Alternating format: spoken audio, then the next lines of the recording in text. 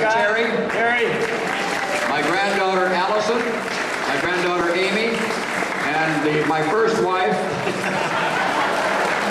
Barbara Wells, 42 years and counting. That's not her age, that's how long we've been married. Okay, I'm going to leave you alone up here for a little bit. Hi, Dee. How you doing? Good to see you. Oh, leave me alone? That mean I got to say something now? I'm on the spot, is that it? Okay, we're going to do readings by Robert and stuff like that a little bit later.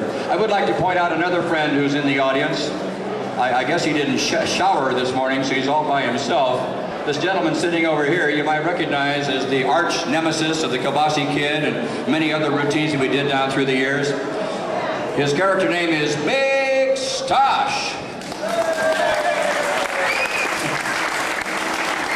And underneath all of that is a very nice man by the name of Russ Cormier. He revealed to us yesterday something I did not know. I've known this guy for 30 years, and I didn't realize he's the, you're not full-blooded Indian, are you? Okay, part Indian, from the Meshuggah tribe, isn't it, up there in Canada? Okay. Anyway, I was just thinking of some of the people that populated the airwaves, you know, back when we were doing our thing. Who remembers the day we went on the air? Now there's a trivia question for you. When did we go on the air as the Houlihan and Big Chuck show? 1966? What month? Well, I mean, very few people know it, so don't feel bad about it. Well, somebody knows. Really? Am I the only one old enough to remember that? I know when it went on because I was there, okay? December 23rd, 1966. If anybody asked you, now you know. Now you can win a prize next time they ask that question. Well, we really had some interesting people down through the years that we were on at the same time. How many people remember the morning show with the guy with the German lederhosen and the little pork pie hat, or the little hat thing? Franz the Toy Maker. Remember his name? You're not going to win any prizes. I don't have any prizes up here. I'd have to strip and give you my shoe or something, but because I didn't bring anything along. Ray Steviarski was his name. And he had the darndest habit of going out at night, the night before, and should we say getting lubricated a little bit. He liked beer, okay? So he would stay out late at night. Now mind you, he had to be up, I think the show was at 7 o'clock in the morning, if I recall correctly.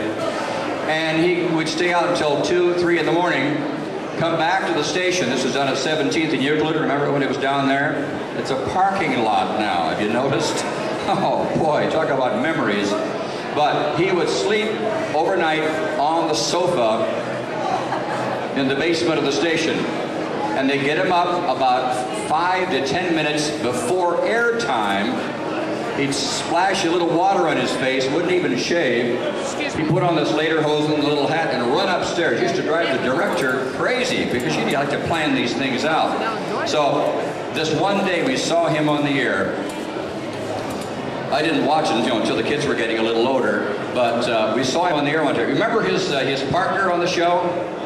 Had the kind of the red string yarn hair? Raggedy Ann. Of course, it wasn't Raggedy.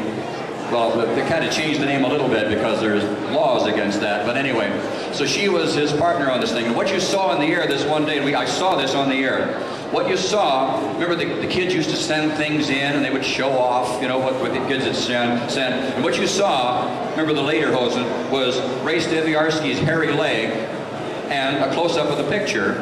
And then he would describe that, and then she would take the picture away, and you see another picture, and he would describe that, and really praise the young person who sent it in. So what you saw in the air, this actually happened. Oh, there's a nice picture. Oh, little Johnny, you did a good job. You stayed within the lines. Look at the nice tree, and the grass, and the river, and oh yes, there's a little boat there. Oh, very nice job, Johnny.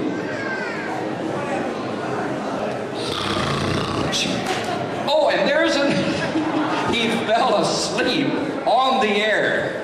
You can imagine that. Oh my.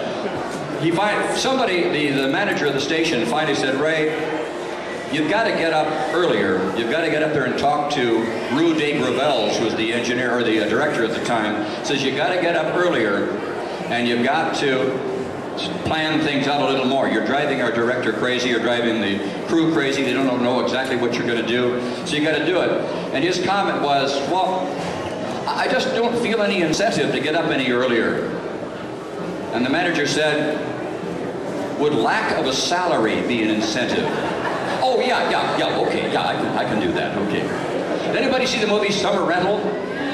Did you see that? Wasn't that neat? Was for us. I love Screen Actors Guild because every time you rent the movie or it shows up on cable television or anywhere around the world in a different kind of a venue, you know, yeah, you got it. Man's way ahead of me. You got a check. That's called residuals, long-term residuals.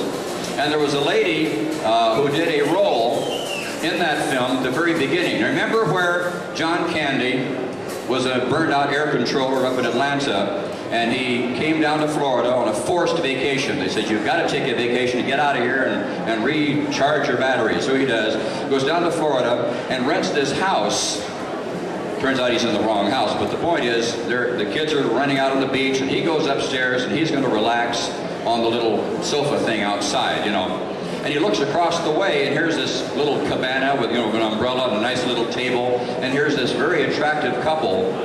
And Barb, why don't you come up here a second? We're going to do this. So he goes upstairs. He's got like a little puppy dog, a little friendly puppy dog, you know. And here's this couple, very attractively dressed, and they're having cucumber sandwiches on the veranda there. And Jack Chester comes up and he says, "Oh, hi there. I'm Jack Chester, your new neighbor, and you're having lunch." Oh yeah. Well, okay, sure. My wife Barbara, she did that role in that movie. And she gets residuals too. Now, at the very end of the film, there was this, the yacht race. You remember that crazy thing where they raised the shorts and he won the race. And she was one of the yacht race officials too. That was a lot of fun. What is this? All right, Ghoul, knock it off. You'll get your turn later, you loud person, you. What a character. Anywho, let's see. You got it. I'm going to stuff that frog up your nose in a minute. And you'll enjoy it. WB 55. Friday nights 11:30, I guess, huh?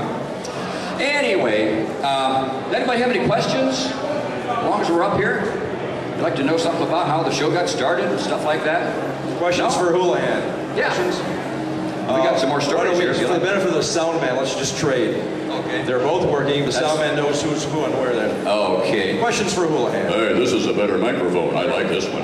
It's ballsy. What was your favorite skit? My favorite skit? Oh boy, you'd really have to go back on that one. Till one of my favorites was King the Wonder Dog. Remember that one where Chuck's dog, Rhodesian Ridgeback, Rowdy was his name, and you know, Chuck, the tree, he's the kielbasi kid, and the tree has fallen on his leg, and here comes the dog from way over, then jumps over his face and disappears over the hill. That was a beautiful dog. There's kind of a funny story about that. Actually, my favorite was the Parma School of Broadcasting, but it didn't win the Emmy that year, so it wasn't everybody's favorite, obviously. Anyway, so we were doing that shooting. It was out in the woods, and I've got a very special story about the dog in just a second here, but this one, you got to practice a little bit, you know. And we had this, remember he was going over hill and over logs and the whole bit, and Chuck's going, come on boy, and he's running, and they get all these different shots. And we had this thing where he jumps over the gully and then clambers up the side.